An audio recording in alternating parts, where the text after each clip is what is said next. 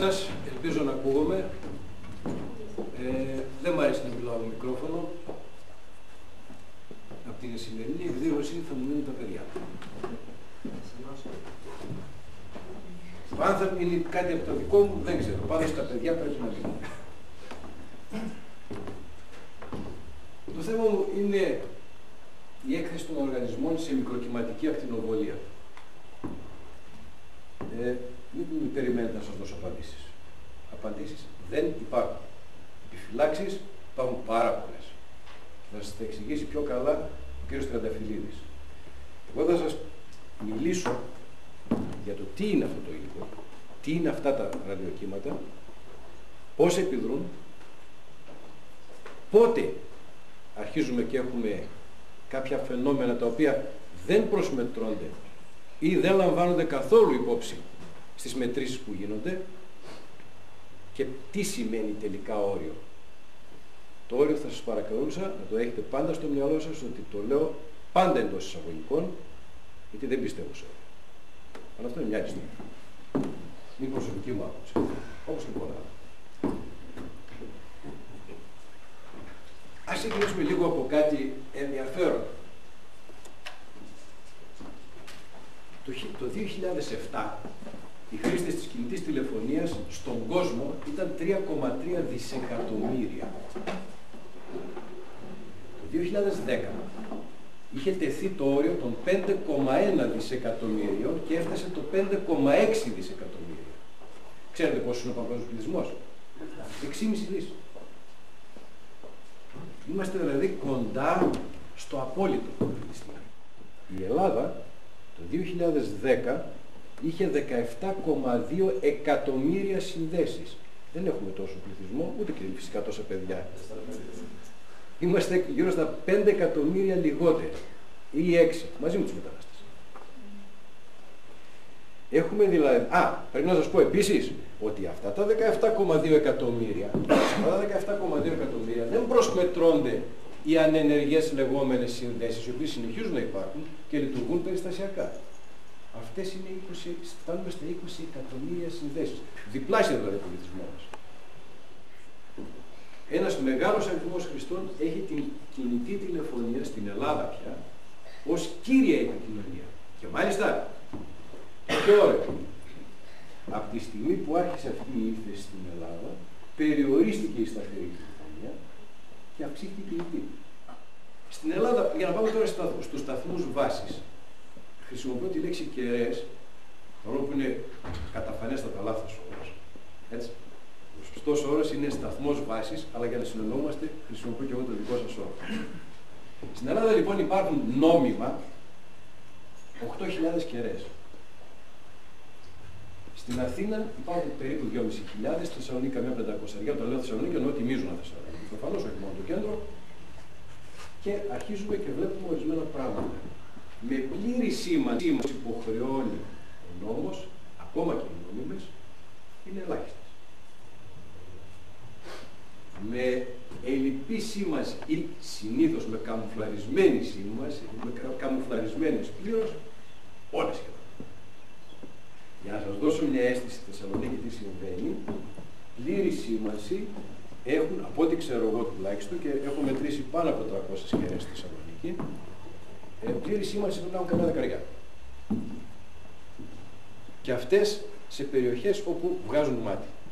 Παραδείγματος χάρη, στα όρια της Πηλαίας, στην Αγία Κυριακή, εκεί έχουν σήμανση. Υπάρχουν λοιπόν τα οικιακά λεγόμενα δίκτυα, τα οποία καλύπτουν αποστάσεις μικρές, 30, 40, 50 μέτρα, και τα οποία έχουν πολύ χαμηλή ισχύ. Από μετρήσεις που έχω κάνει και έχω ουσιαστικά αυτή ήταν η δουλειά μου, σε ένα μεγάλο κομμάτι της καριέρας μου, οι μετρήσεις. Οι στάθμες που αναπτύσσονται σε απόσταση χρήστη είναι ασήμαντες. Παρά τα αυτά, στη Γαλλία απαγορεύεται δημιουργία WLAN, ασύρματου δικτύου, σε σχολεία και σε βιβλιοθήκες. Φυσικά δεν συζητάμε ένα σχολείο. Υπάρχουν και τα μεγάλης κλίμακος, τα οποία έχουν υψηλότερες στάθμες ισχύως, θεωρητικά έχουν 100 mW εκπομπή, είναι μικρότερα το μιλιβάτ, αλλά στην πραγματικότητα στην Ελλάδα, όπως και πολλά άλλα πράγματα, τα καταστρατηγούμε. Και βεβαίως μιλούμε για 100 μιλιβάτ, δηλαδή 100 χιλιοστά του βατ, και βλέπετε να βγαίνουν, ξέρω εγώ, μέχρι και με 20 βατ. 200 φορές απάνω, ξέρω. Κάπως έτσι. Μερικά μεγέθη. Λέμε μετράμε. Τι μετράμε? Δεν εννοώ πόσο καλά μετράμε. Προσέξτε. Η δικιά μου εμπειρία μου έχει δείξει ότι οι 9 στις 10 μετρήσεις είναι λάθος. Και το λέω με το λόγο γνώσεως. Και όταν λέμε λάθος εννοούμε, να σας πω τι σημαίνει λάθος. Δεν είναι ότι μετράω λάθος γιατί το κάνω συνειδητά και μετράω λάθος. Μετράω λάθος διότι απλούστατα αυτό που κάνω, αυτή τη μέτρηση την παράγω εγώ και όχι το μέγεθος. Τώρα πώς γίνεται αυτό το πράγμα είναι μια μεγάλη κουβέντα, αλλά να ξέρετε ότι οι 9 στις 10 μετρήσεις είναι λάθος. Είναι μια μεγάλη κουβέντα. Έχω δημοσιεύσει ίσως το βαρύτερο περιοδικό που έχει να κάνει με μετρήσεις στον κόσμο, αρκετές τέτοιες εργασίες, πάνω σε ακριβώς τι σημαίνει μέτρηση. Ηλεκτρομαγνητική μέτρηση. Είναι ένα πολύ δύσκολο κομμάτι, είναι μια πολύ δύσκολη υπόθεση το πώς θα μετρήσεις και το τι θα μετρήσεις και το πώς θα το εκτιμήσεις αυτό που μέτρησες.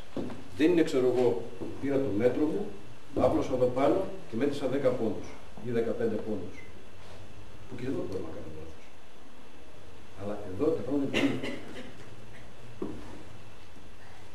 Αυτό που μετράμε λοιπόν είναι συνήθως ένα ηλεκτρικό πεδίο ή μια πυκνότητα ισχύως. Σε βάτ, δηλαδή ένα πραγματικό μέτρο. Μόνο που αυτό που μετράμε δεν έχει να κάνει ακριβώς με αυτό που επηρεάζει τον οργανισμό. Μπορείτε να είστε μέσα σε ένα περιβάλλον θεωρητικά να έχει κάποια στάθμη, κάποια πυκνότητα ισχύως και να μην επιδρά σε εσάς. Τι θα πει αυτό με απλά λόγια? Γι' αυτό μπήκε ένα άλλο μέγεθος, ο ειδικός ρυθμός απορρόφησης, ο περίφημος ΣΑΡ, ο οποίος αναφέρεται σε βάτα ανά κιλό, μάζα στο σώμα τους, και ο οποίος εξαρτάται από τη συχνότητα. Αυτό να το θυμηθείτε, είναι πολύ σημαντικό για αυτό το παρακάτω. Τα διηλεκτρικά χαρακτηριστικά, για να σας το πω λίγο διαφορετικά, σε τι κατάσταση είναι ο οργανισμός σας. Τα διηλεκτρικά χαρακτηριστικά του ενός οργανισμού, που μας το πει ο κ. Τραδαφυλλίδης, φανταζόμαι, εξαρτώνται, μάλλον δημιουργούν μάλλον δηλώνουν το πόσο υγιείς είστε. Το πόσο νερό έχετε, τι διάλυση, τι άλατα έχετε μέσα και πώς είναι αυτά τα πράγματα, πώς είναι κατανεμμένα.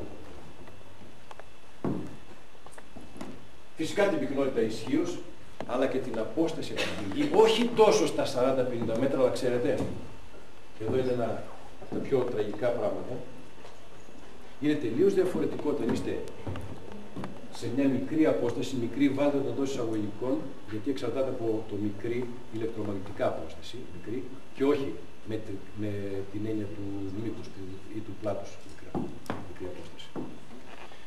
Σε μια λοιπόν μικρή απόσταση, από την κεραία, τα χαρακτηριστικά του ηλεκτρομαγνητικού κύματος είναι τελείως διαφορετικά από ό,τι σε μια μεγάλη απόσταση.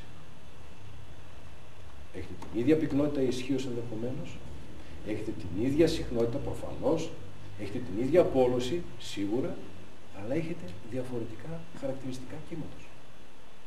Επιδρά διαφορετικά.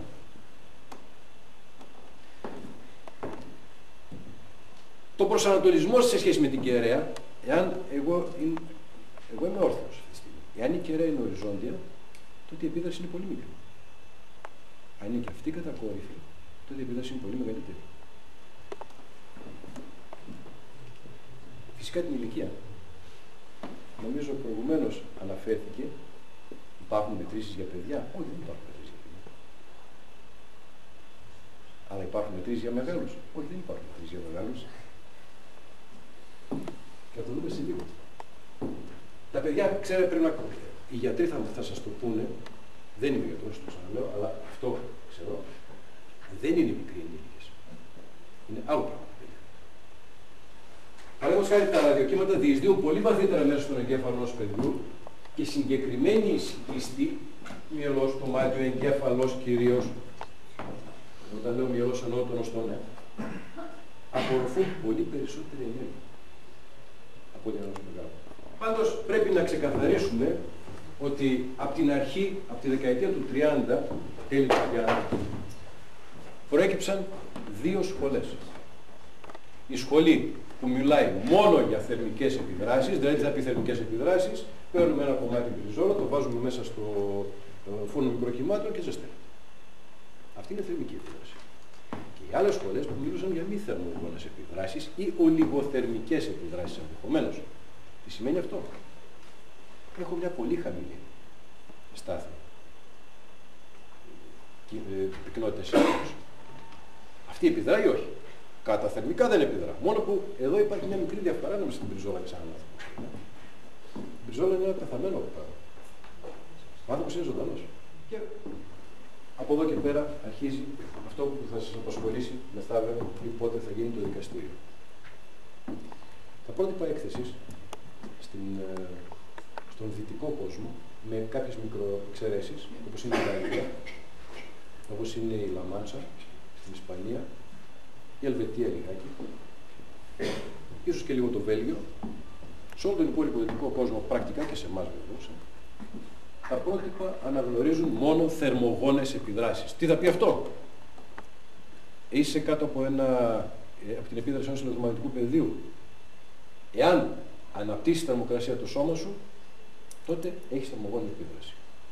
Μάλιστα το ελληνικό πρότυπο, που είναι αποτέλεσμα της ΣΥΚΝΙΡ βέβαια και του ευρωπαϊκού προτύπου, λέει και το εξής: τα πρότυπα που σας δίνω να εφαρμόσετε ισχύουν, προσέξτε το αυτό το πράγμα, ίσως σας φανεί χρήσιμο.